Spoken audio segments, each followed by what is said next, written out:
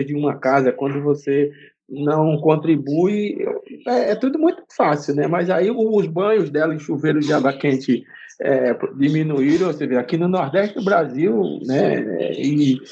E nessa perspectiva que o hábito aqui é muito tomar banho de água gelada, de água fria, né? Para Para refrescar. refrescar e tal. Mas é isso mesmo, são detalhes assim que são muito interessantes. E aí a gente semana passada até fez uma discussão por meio do Instagram com um professor, o professor André Luiz, que é de Salvador, Bahia, e a gente estava falando sobre a mesma temática, educação financeira, né? E até que ficou um mantra perante com os alunos, é uma coisa que não é nova, mas ele disse, olha, toda vez que você for gastar, ou você for fazer uma compra, use três variáveis. Quais são as três variáveis? Primeiro, você tem consciência que você quer. Então, se pergunta mesmo, eu quero. Tá. Aí depois você se pergunta, eu preciso disso que eu quero comprar. E por último, você pergunta, eu posso, quer dizer, eu tenho condições de pagar. E aí ele disse que, seguindo esse mantra, ele já deixou de comprar muitas coisas nessa pandemia, né? Ou seja, nesse período agora, que todo mundo está com a compulsão de comprar online, né? Entrega em casa e tal. Por exemplo, aqui em casa a gente está com os gastos de alguma coisa nos alimentos entregues pela e aí comprados por cartão de crédito e tudo mais, mas uma coisa bem controlada, mas o consumo, independente se o povo está circulando ou não, o consumo acontece, né? E essa Sim, sim. compulsão, às vezes, e o que eu vejo, Rune, é que você, comprando no cartão de crédito, você gasta mais do que você tem dinheiro na mão. Essa é uma tese minha, entendeu? Porque você com uma nota de 100 euros aí, vou falar em dinheiro que vale, né? Então, você com uma nota de 100 euros, você pega esses 100 euros, que no Brasil vai virar em torno de 5 mil reais. Você troca uma nota de 100 euros. R$ 500. Aí você, basicamente, você, com 100 euros na mão, você troca já fica com 70. Ou seja, eita, já gastei, já tô. Você no cartão de crédito, você vai passando lá e não vai nem sentindo quando você vê, pelo que eu tenho conhecimento de alguns familiares, tem gente que tem pena de gastar dinheiro quando está com dinheiro. Quando está cartão de crédito, não está vendo o dinheiro ali desaparecer, né? Então, basicamente. E eu tenho até um sobrinho que uma vez ele veio aqui em casa, aí eu falei, tio, por que você não compra tal coisa? Eu digo, Jean, eu não vou comprar não, porque eu não tenho dinheiro suficiente para comprar. E o senhor não tem cartão? Eu disse, e o que tem a ver? Ele disse, não, o senhor compra do cartão, já que você não tem dinheiro. Eu disse, sim, mas um dia eu vou ter que pagar o cartão, Jean. Então, tem essa coisa meio abstrata, né, É Rune? o cartão é aquela figura distante, né? Eu posso ter o produto agora, mas não, com o cartão eu resolvo. Mas isso é É, muito interessante. O senhor falou sobre alguns trabalhos que são divulgados via Instagram ou mesmo via alguns websites que são parte da investigação que vocês fazem lá na universidade. Não quer divulgar, não quer dizer para que o ouvinte possa aceder e poder verificar, assistir os episódios que estão disponíveis ou acompanhar webinars ou coisa assim? a gente tem, atualmente a gente está trabalhando de forma efetiva com o Instagram, né? Então, o Instagram é @edufimccae. É do Lá, Edufim, que é a abreviação de Educação Educação Financeira. financeira, isso, ok. Então, Edufim CCAE, que é o centro que a gente trabalha na UFPB. E então Edufim CCAE. Lá ele é aberto, não precisa de permissão para a pessoa seguir, né? E a gente está trabalhando em muitas vertentes, por exemplo, a gente está no Brasil com o auxílio emergencial. Então a gente está disponibilizando informações sobre como se cadastrar, como fazer esse auxílio emergencial, que o governo está disponibilizando um auxílio de R$ 600, basicamente, inicialmente em 3 parcelas, e a gente está dando orientação de como as pessoas acessarem isso. A gente está na época do imposto de renda, declarar o imposto de renda da pessoa física, e a gente está dando algumas informações. E agora a gente recentemente aprovou, que é um grupo de alunos, são 11 alunos, e a gente aprovou que vai ter quinzenalmente umas tirinhas, né? Então a gente criou, quer dizer, eu já tenho um personagem muito antigo que eu uso em palestras, em aulas, essa coisa, o Caboclinho, né? Que é o neto do Zé Caboclo, meu avô era chamado Zé Caboclo, então a gente criou o Caboclinho, que é um menino matuto, nascido, criado no sítio, e basicamente é a minha história de vida, né? Então quem quiser até assistir os episódios. O vídeo no YouTube, Caboclinho Educação, você vai entender mais ou menos a saga do Caboclinho, né?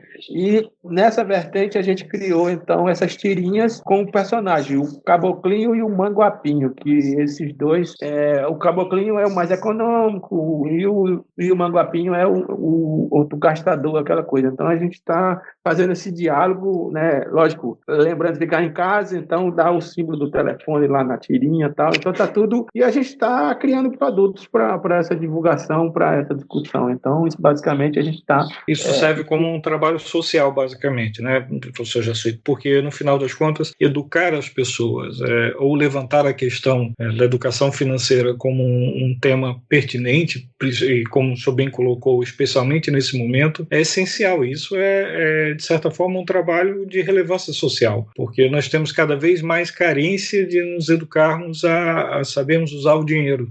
Porque os recursos eles estão limitados, né?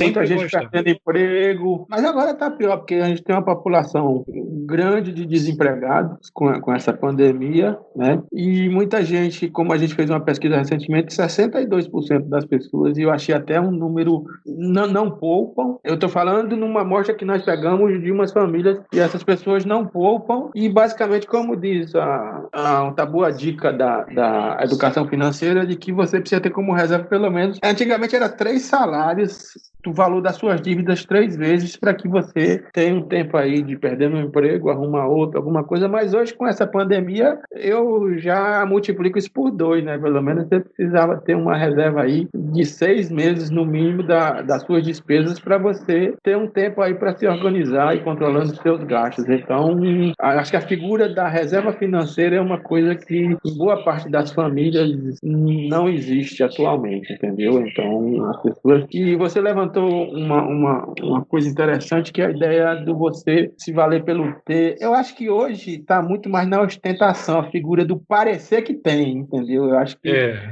agrega mais essa variável aí, entendeu? As pessoas têm uma vida perfeita no Instagram, né? Você no Instagram só posta foto bem penteado, o prato que fez, é o que vai comer. E isso gera problema para os outros, que as outras pessoas olham, pô, a vida de fulano é perfeita, mas a pessoa só posta. Então a ideia do parecer ter também, às vezes, sabe? Como a gente já discutimos em alguns momentos, né, Rune? Às vezes pessoas adquirem carros por uma questão de ostentação. Eu tive já discussões que nos Estados Unidos mesmo, na América do Norte, você tem todo um contexto. Então, os estadunidenses, pode ser assim, a gente pode dizer isso, eles têm a ideia de contratar o serviço, por exemplo, de um contador. Eles olham muito o carro que ele tem, como ele se apresenta, a ostentação dele, porque nessa vertente de pensamento, se ele aparentar uma pessoa bem-sucedida, é sinal de que ele cuida bem do dinheiro dele, então vai cuidar bem do meu dinheiro, da minha empresa ou dos meus negócios. Sim. Então, é mais essa perspectiva do parecer que tem, às vezes, né? Mas isso... nem ter, né?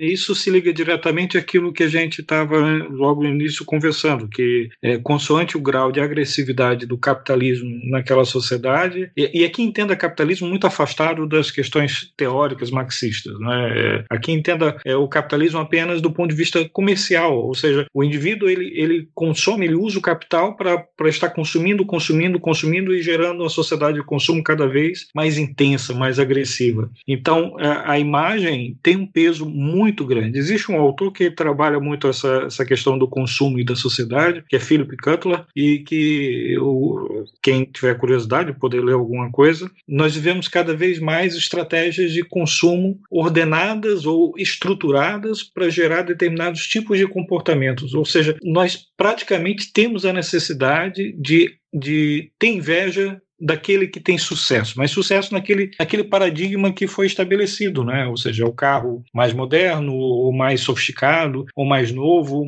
é a roupa que é o tipo de roupa que ele utiliza para poder ostentar de alguma forma. Isso me lembra muito bem aqueles programas de pirâmides, né, financeiras que eram feitos há alguns anos e que ainda hoje existem, né, com alguns produtos que não convém estar dizendo os nomes, mas que é engraçado como que as pessoas, para poder poderem mostrar que estavam fazendo muito sucesso naquela posição, elas praticamente eram pressionadas a comprarem carros novos e a terem determinados comportamentos. Então, o que a gente consegue verificar é que isso está ligado a marketing, né?